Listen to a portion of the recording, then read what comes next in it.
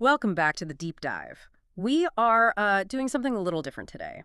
Usually we look at the external world. We're talking about tech trends or, history or the latest breakthroughs in science. Big picture stuff. Exactly. But today we are turning that lens inward. We're looking at something much, much closer to home. We are looking at your wallet. Or maybe the mindset behind the wallet. That's a better way to put it. The mindset behind your wallet.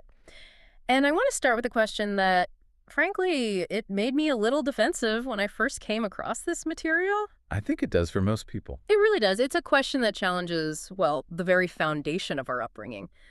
What if everything you learned about money, specifically the stuff you learned in school and from your parents, was just dead wrong? It's a heavy opener, isn't it? Yeah, It feels like an attack on our upbringing, on our parents' best intentions. for sure. We all want to believe that the path we were shown, that path of, safety is the correct one.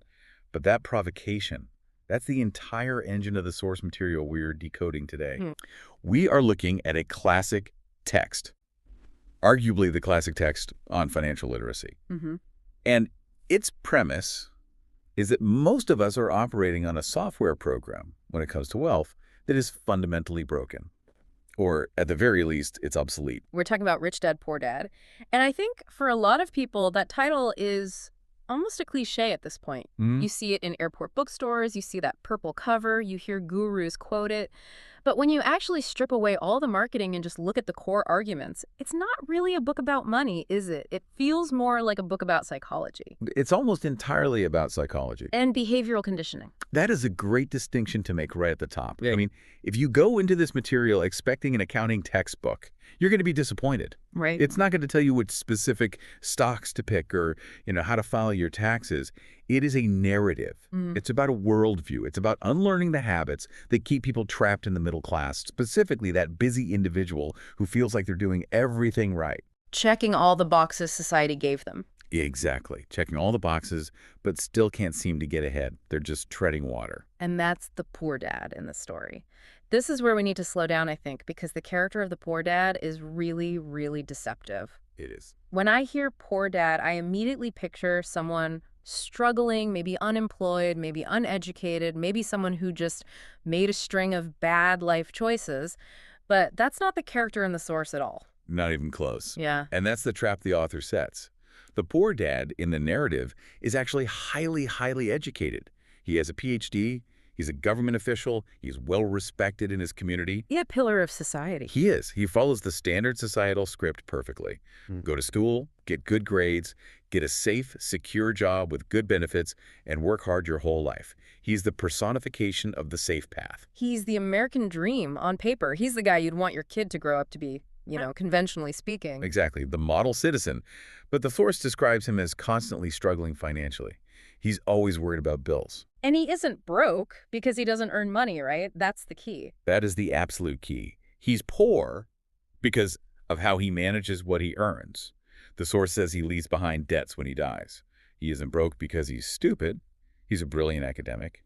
He's broke because his operating system for money is based on an old industrial model. He thinks the path to wealth is through more labor and more credentials. So contrast that with the rich dad. This is the father of the narrator's best friend. And the description here is almost, well, it's jarring by comparison. It really is. The rich dad never finished the 8th grade. He's a school dropout. So, by the standards of the poor dad, he is completely uneducated. A failure by those metrics. It's total failure. Yep. But he eventually becomes one of the richest men in Hawaii. The contrast is intentional. It's there to scream at the reader. Academic intelligence has zero correlation with financial intelligence. Zero. You can be a genius in the classroom and a complete novice with your cash flow. So the mission for this deep dive, then, it isn't just to summarize the plot of a book from the 90s. Yeah. Our goal is to really extract the specific mental shifts that separate these two men. We want to get to the bottom of it. What did the dropout know that the PhD didn't? What was the secret sauce? And it really comes down to how they view 3 specific things. It's income, assets, and debt.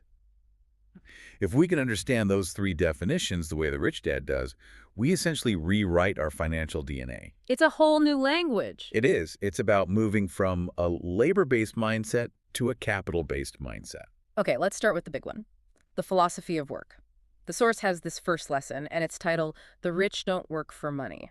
And I have to be honest, when I first read that, I rolled my eyes a little bit. It sounds like something a trust fund kid would say. Oh, I don't work for money, darling. I work for passion. Right, like it's a luxury to not think about money. Exactly. But that's not what he means, is it? No, and it is so dangerous to misinterpret that line. He isn't saying the rich don't work. In fact, often they work incredibly hard, especially at the beginning. He is saying the rich don't view their labor as the primary generator of their long-term income. Okay, so it's about the goal of the work. Precisely. Look at the poor dad model. It's purely transactional. You have a resource, your time. You sell that resource to an employer in exchange for currency. It's a direct trade. 1 hour of my life for X amount of dollars. If I don't show up to work, I don't get paid. It's that simple. Correct. And the fundamental problem with that equation is that your time is finite. You cannot sell more than 24 hours in a day, and you probably don't want to. I definitely don't want to. But your expenses, Yeah. your bills, those aren't finite. In fact, they have a nasty habit of growing over time. The source describes this terrifying cycle that he calls the rat race. And the visual in the source is really vivid. It's just bills piling up. It paints this picture of constant low-grade anxiety. It's the physiological response to that pile of bills that drives the poor dad. It's fear. He gets up and goes to work, not because he loves creating value, but because he's afraid of not paying the mortgage. He's afraid of being fired. He's afraid of running out of money. Okay, so fear is the motivator. Fear gets him out of bed. Then he gets his paycheck, and the fear is temporarily replaced by desire. Or greed, as the source puts it. But let's just say the desire for comfort. So he buys a nicer car. A bigger TV, maybe a little renovation on the house, something to soothe the anxiety of the work week. But now what's happened? His expenses are higher. Which means the fear comes back. Exactly. The fear returns instantly. But it's stronger now. Now he has to keep that job to pay for the new car. He has to work even harder. He is trapped. He's running faster, but the wheel is just spinning. And then the poor dad's solution to this problem is usually what? I need a raise, or I need a second job. Which solves nothing. Because the lifestyle creep just matches the raise. He gets a 10% raise, his spending goes up 10%. He's running faster, but the wheel is spinning in place. He is a slave to the money because he relies on his physical presence to generate it. If he stops running, the money stops coming. That is the definition of working for money. Yeah. The money is the master, you are the employee. So let's flip the script. What is the rich counter approach? If they aren't working for money, how does it work? Are they just magically manifesting cash? Well, the goal is freedom, as the source puts it. The goal is to get off the wheel entirely. But the mechanism is different. The rich dad advice is make money work for you. Okay. It is about viewing money not as something you spend, but as an employee. And this is a really crucial metaphor. If you have $1, you can do two things with it. You can send it away to the store to buy a cup of coffee. Right. At which point that employee is fired. It's gone. It's never coming back. Right. It has left your economic ecosystem forever. What's the other option? Or you can keep that dollar and put it to work. You can invest it. You can send it out on a mission to capture more dollars and bring them back home to you. Like little soldiers. The rich dad philosophy is that every dollar in your asset column is a little worker. A little employee that labors for you 24/7, doesn't need health insurance, doesn't complain, and never, ever takes a vacation. I love that image. You're sending your dollars out to sweat so you don't have to. It completely changes your relationship with spending, doesn't it? It has to. Every time you buy a coffee or a new shirt you don't really need, you're essentially firing a few of your best employees. Precisely.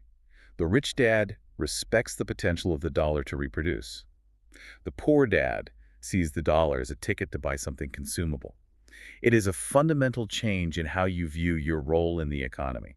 Are you the engine, or are you the driver of the engine? If you're the engine, you eventually wear out. The engine breaks down. If you're the driver, you just steer the vehicle. Exactly right. And this leads us directly into what the source suggests is the biggest hurdle for most people. It's not that they aren't smart. It's not that they don't work hard. It's that they simply define words incorrectly. A vocabulary problem. They're functionally illiterate when it comes to the language of finance. So we're talking about a Tower of Babel effect. We're all using the same words, but they mean different things. We are. And there are two words that matter more than any others: asset and liability. Okay, so I want to role play the poor dad here for a second, or really just the average person, because I feel like I know what an asset is. Of course. I look at my net worth statement from the bank. My car is listed as an asset. My golf clubs are assets. My expensive watch is an asset. And the biggest one of all, my house, is definitely listed as my biggest asset. And the rich dad would look at your statement and just shake his head. And not to be mean, but because you are using an accountant's definition or a banker's definition, not a wealthy person's definition. The source simplifies this down to a level that is almost insulting, but it's brilliant in its clarity. Forget appreciation, forget book value, forget what Zillow says your house is worth today. That's all speculation. So what is the definition? How does the rich person define it? An asset is something that puts cash in your pocket, period. End of story. That's it. So it has to pay me. It has to generate positive cash flow. That is the only litmus test. Does it flow money to you on a regular basis, like every month? Okay, so let's apply this. My car. Does your car pay you a monthly dividend? Does it write you a check at the end of the month? No, it costs me gas, insurance, repairs, oil changes. It's a constant drain. Then it is a liability. The definition of a liability is anything that takes money out of your pocket. This is going to upset a lot of people. It does. Because we are trained from birth to think of stuff as wealth. If I have a driveway full of nice cars and a garage full of toys, I look rich. But you're telling me that if I own a yacht and it's docked at the marina, costing me fees and maintenance every month, I'm actually getting poorer. You are cash flow poorer, yes. You have a high-value liability. You look rich, but you are bleeding cash every single month. But let's go to the big one, the great controversy. The house. Right. The source is famous or infamous for the line, your house is not an asset. I can literally hear the listeners arguing in their cars right now.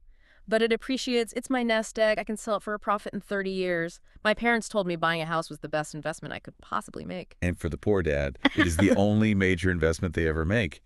But let's use the definition. Let's look at the math right now, today. Forget 30 years from now. That is speculation. That is gambling on the market. Yeah. Let's look at the cash flow. Okay. You have a mortgage payment. You have property tax. You have homeowner's insurance. You have the water heater that just blew up last week. You have the new roof you're going to need in 5 years. Is money flowing in or is money flowing out? It is definitely 100% flowing out every single month without fail. Then, by the strict logic of the source's cash flow diagrams, your personal residence is a liability. It is a hole in your pocket. Wow. Now, this is really important. The source isn't saying don't buy a home. It's saying don't fool yourself into thinking it's an asset that will make you rich. It's a consumption item. It's a lifestyle choice. It is a very, very expensive place to keep your stuff. The real danger then comes when people buy a bigger house thinking they are investing in their future. Yeah. You hear it all the time. Oh, we need the 4-bedroom colonial. It's a great investment. Yes. But actually, they're just digging a deeper hole of monthly obligations. Precisely. They're increasing their liabilities column, not their asset column. They think they are building wealth, but they're actually building a bigger, more comfortable trap for themselves. So what's the rich dad approach? The rich dad approach would be buy the assets first, the things that actually pay you, the rental properties, the dividend stocks, the businesses, and then you let the cash flow from those assets pay for the monthly cost of the house. That's a massive mental shift. You don't buy the luxury with your labor, you buy the luxury with your asset income. You use the soldiers to buy the castle. You don't build the castle with your own sweat and blood.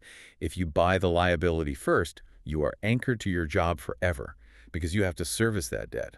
This connects to something else mentioned in the source, the confusion between good debt and bad debt.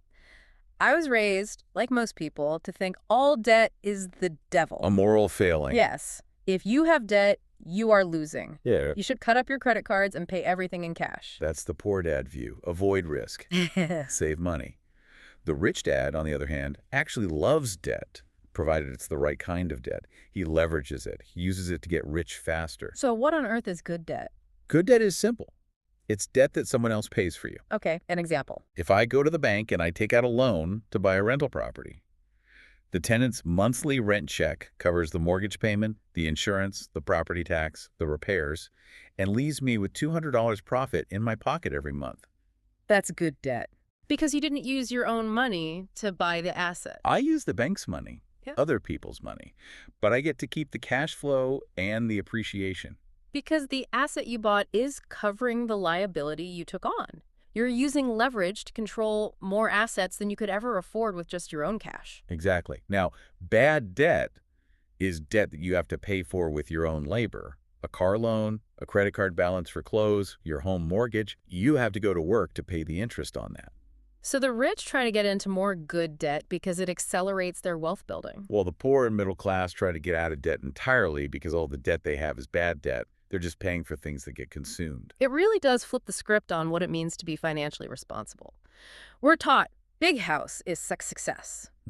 But if that big house is draining your ability to invest in real assets, it's actually big house anchored to the job. Which brings us right back to the trap. If you have high liabilities, you must keep working that 9-to-5 job. You have no freedom. You can't quit. You can't take a risk on a new venture. You are handcuffed to the paycheck. Speaking of freedom, let's look at the mechanics of how we actually get there. The source provides a formula.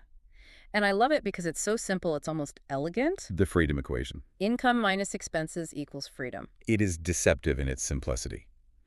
Because we, as a society, tend to focus entirely on the first part of that equation, income. Totally. We think, if I could just make $200,000 a year, I'll be rich. We obsess over the salary negotiation, the promotion, the bonus. But if you spend $200,000 a year, You are flat broke. You have zero freedom. You are just a highly paid poor person. In fact, you might be worse off than someone earning $40,000 a year. Because the person earning $200,000 level probably has massive leverage and debt to support that lifestyle. They have the big mortgage, the 2 car payments, the private school tuition. If that income stops for just 3 months, they are bankrupt. that's that split screen the source describes, luxury versus the middle class struggle. You can have the luxury car, the fancy suits, the country club membership, but if the bills are piling up behind the scenes, you're struggling. You're stressed out. The wealth isn't the stuff you own. The wealth is the gap. It's the margin between what comes in and what goes out. That margin is the seed corn. It's what allows you to buy assets. If you consume 100% of your income, you have 0% left to buy your freedom. The source also visualizes this using something it calls the quadrants. It mentions ESIB. Now, the source doesn't give us a dry textbook definition of every single letter, but based on the narrative, I think we can piece this together. It feels like a map of the territory. It really is. It's a map of how you participate in the economy. On the left side of this diagram, you have the E and the S. Okay, so E has to be employee. Correct. The core value of the E is security. They want a guarantee. They want benefits. They want a steady paycheck. Poor Dad was a classic E. His whole life was about job security. And S, what's... S is self-employed or small business owner. This is the specialist, the consultant, the dentist, the freelance writer, the real estate agent. Now, Poor Dad would probably love the S quadrant, too. It sounds very prestigious. I'm my own boss. I'm a professional. It does sound great. But the source calls this the most dangerous and difficult quadrant of all. Because as an S, you don't own a business. You own a job. Ah. And usually, you're the hardest working, most underpaid employee you have. Think about it. If a dentist goes on vacation for a month, does his income continue? No. The drilling stops, the billing stops. Exactly. He is still trading time for money. He's just managed to get a higher hourly rate for it. He is still on the left side of the equation. If he gets sick, his income drops to 0 instantly. So the goal is to move to the other side of the map, to the B and the I. B for business owner. And this is distinct from S. A, B owns a system. They have people working for them. If a B goes on vacation for a year, they might come back to find the business is actually worth more than when they left because they have good management and good systems in place. They're looking for leverage. They're looking for systems. They're trying to remove themselves from the day-to-day operations. And the I, the final quadrant. The investor. This is the pinnacle. This is where money makes money. You aren't managing people, you're managing capital. The I quadrant is where true passive freedom lives because it is completely detached from your labor. Your money is doing all the work. And there's a fascinating note in the source material about tax advantages for corporations and how the rules of the game are actually different depending on where you are on that map. This is so crucial. And it's where a lot of people get very angry at the system. But the source argues, don't get angry, get educated. The tax code is not written to be fair. It's written to incentivize certain behaviors. And it favors the B and I quadrants. Overwhelmingly. Why is that? Why not help the little guy, the employee? Because what does the government need to function? It needs 2 primary things from the private sector, jobs and housing. Okay. Who provides jobs on a large scale? Business owners in the B's quadrant. who provides rental housing for the population, investors in the I quadrant. So the government offers massive tax breaks, depreciation, write-offs, credits to incentivize people to do those two things. And the employee in the East Quadrant. The employee provides labor. There are very, very few tax incentives for just providing labor. The system is designed this way. The employee earns money, the government takes its share immediately through withholding, and then you try to live on what's left. Right. The business owner, on the other hand, earns money, spends everything they can as a legitimate business expense, cars, dinners, travel, equipment, and then is taxed on whatever is left over. It's a fundamental difference in the sequence and the efficiency of the cash flow. So if you stay in the East Quadrant your whole life, you're playing the game on the hardest difficulty setting? You're paying the highest price for admission to the economy. And you're swimming upstream against the tax code. Moving to the B and I quadrants isn't just about income potential, it's about legally keeping more of what you make. And asset protection. It's a whole different world. Okay, so we have the philosophy, we have the new definitions, and we have the map of the quadrants, but how do we actually do this? What are the tactical takeaways from the source? If I'm listening to this right now and I have a regular job and a pile of bills, where do I even begin? There is one phrase that stands out above all others as the critical mindset shift, and it's pay yourself first. Pay yourself first. Now, does this mean I go buy the nice watch before I pay my electric bill? Because that sounds like a recipe for disaster. No, and that is where people get it wrong. That leads to consumer debt and just being irresponsible. Paying yourself in this context means allocating money to your asset column before you pay your monthly expenses. Walk me through the mechanics of that, because it sounds counterintuitive. Okay, so you get your paycheck. What do most people do? They immediately pay the rent, pay the car payment, pay the credit card, buy groceries, go to the movies. Right, you take care of your obligations. And then, if there happens to be $50 left at the end of the month, they say, okay, I'll save this. And usually there's nothing left, or less than nothing. Exactly. There's a concept called Parkinson's Law, which states that expenses rise to meet income. If you have it, you will find a way to spend it. The pay yourself first principle flips this entirely. It says, when the check comes in, you immediately take 10%, 20%, whatever you can manage, and you move it to your investment account. It is gone. It is allocated to the asset column. But wait a minute, now I'm short on money for the bills. That sounds stressful. That is exactly the point. That is the pressure that the rich dad narrative wants to create. That sounds dangerous. It sounds like you could get evicted. Well, it's not about being reckless, but it creates a manufactured crisis. If you pay your bills first, there is no pressure. You are comfortable, but you are broke. You have nothing left to invest. If you pay your investments first, and you find yourself coming up short for the bills, your brain kicks into high gear. You can't just be lazy or complacent. You have to figure it out. So it forces you to hustle, to find a side gig or sell something. It forces creativity. It forces growth. You have to find a way to make more money, or you have to be ruthless about cutting unnecessary expenses. You have secured your financial future before you secured your present comfort. It turns the fear of not having enough into a motivation to generate more. That is a high-pressure tactic, but I can absolutely see the logic. It builds the financial muscle by putting it under strain. So when we are paying ourselves first, what are we buying? The source gives us a specific list of assets to build, right? It does. It's the classic trifecta. Stocks, especially dividend-paying stocks, income-producing real estate rentals, and businesses. And within that, there's a visual note in the source material about real estate flips. I see this on TV all the time. People buying rundown houses, fixing them up, and selling them for a profit. Yes, the source does mention flips. But this is an interesting point because a flip is actually an active job. It's more of an S-quadrant activity, really, unless you have a whole team doing all the work for you. Right, you have to be there managing contractors, picking out tile. You do. But the source uses it to illustrate the power of seeing value where other people don't, of buying an undervalued asset. But the ultimate goal, remember, is always cash flow. Income properties. You want to own the apartment building that pays you every month, not just flip the single house for a one-time profit. You want the recurring, passive revenue. There is one more concept from the source that I think is really, really profound. It's the idea of the cost of ignorance. Ignorance costs more than education. That one hits hard because we complain all the time about the cost of a seminar or a book or even just the time it takes to listen to a deep dive like this one. We say, I don't have the time, or I don't have the money to learn about this stuff. But we never stop to calculate the cost of not knowing. Think about the poor dad. He was highly educated. He was a smart man. But he lacks financial education. What did that ignorance cost him over his lifetime? A lifetime of struggle, a lifetime of worry about money, a lifetime of being stuck in a job he probably didn't love. It cost him his freedom. He spent his entire life working for money because he didn't understand the rules of how to make money work for him. Mm. That is a massively high price to pay. The cost of a $50 book or a $500 course is negligible compared to the cost of staying in the rat race for 40 years. The source teases the psychology of money as a necessary component here. It's not just about the math, is it? No, if it were just math, every mathematician and accountant would be a billionaire. It's about managing your emotions. It's about fear and greed. Fear of losing money keeps people in the E quadrant. They crave that security of a steady paycheck, even if it's a trap. Greed makes people buy liabilities they think are assets. They want the status of the big house and the fancy car.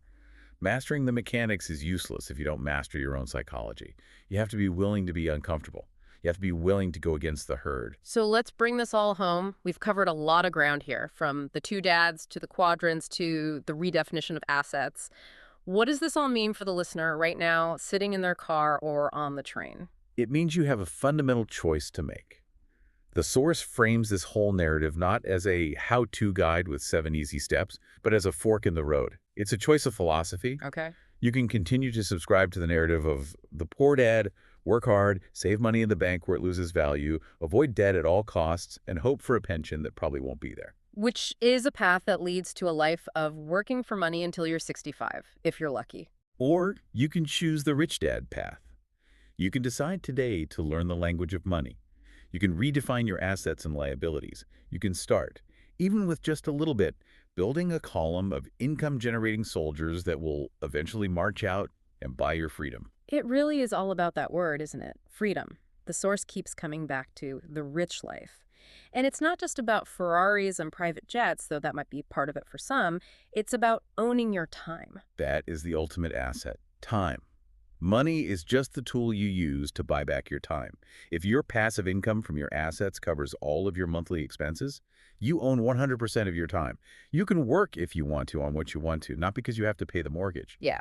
That is the definition of wealth in this framework. Before we sign off, I want to leave everyone with a final provocative thought, something that comes directly from the challenge in this source material. It's a bit of a homework assignment. I like it. I want you, the listener, to mentally walk out to your driveway, or look at your house, or look at that expensive degree hanging on the wall. Look at those things you're most proud of, the things you consider your wealth. And ask yourself the brutal, honest question, are these assets? Or are they liabilities disguised as assets? If you lost your job today, would that car feed you or would it eat you? If you were to draw out your personal cash flow diagram right now, is the arrow for that item pointing in towards your pocket or is it pointing out? That is the question that starts the entire journey. This has been a deep dive into Wealth Decoded. It's not about getting rich quick. It's about seeing the matrix of money for what it really is. Yeah. Keep questioning those assumptions, and we'll see you in the next one. Keep learning. Keep building.